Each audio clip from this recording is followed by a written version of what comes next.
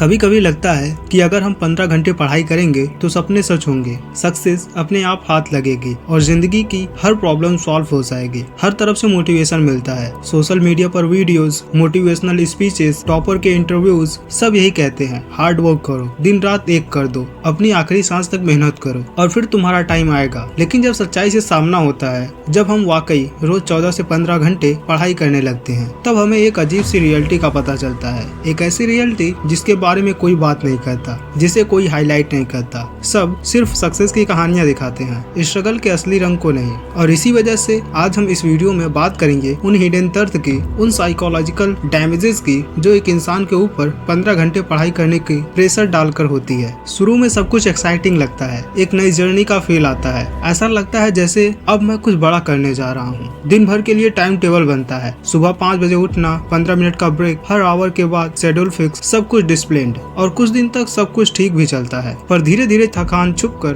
अंदर जाने लगती है। पहले फिजिकल थकान आती है, आंखें जलने लगती हैं, गर्दन में पेन होता है, कमर दबने लगती है, फिर मेंटल थकान, एक अजीब से बेचैनी, जैसे दिमाग सुन हो रहा हो। पढ़ाई करते वक्त शब्दों का मतलब समझना मुश्किल होने लगता है और सबसे डरावनी बात यह होती है कि तुम खुद को फोर्स करते हो और इग्नोर करते हो अपनी बॉडी के इन सिग्नल्स को। 15 घंटे रोज पढ़ाई करने की रेस में तुम अपने आप को इंसान से मशीन बनाने लगते हो, खुद के इमोशंस को दबाना शुरू कर देते हो। जब तुम्हारा मन रोता है, जब तुम्हारा दिल कहता है कि आज नहीं हो पाएगा, तब भी तुम खुद पर चिल्लाते हो, सेल्फ ब्लेम करते हो, गिल्ट में डूब जाते हो और ये गिल्ट एक जहर की तरह धीरे धीरे तुम्हारे अंदर घुलने लगता है। तुम हर दिन अपनी वर्थ सिर्फ इस बेसिस पर जज करते हो, आज कितने घंटे पढ़ाई हुई। और अगर एक दिन भी टाइम टेबल फेल हो जाता है तो तुम अपने आप को एक लूजर महसूस करते हो, जैसे कि तुम कुछ कीमती खो बैठे हो। और सबसे टॉक्सिक चीज ये होती है, तुम्हारा सेल्फ एस्टीम पढ़ाई से जुड़ जाता है। तुम अपने आप को इंसान नहीं समझते, तुम अपने आप को एक प्रोडक्टिविटी मशीन समझने लगते हो, जैसे तुम्हारे जीने का एक ही मकसद है, पढ़ो पढ़ो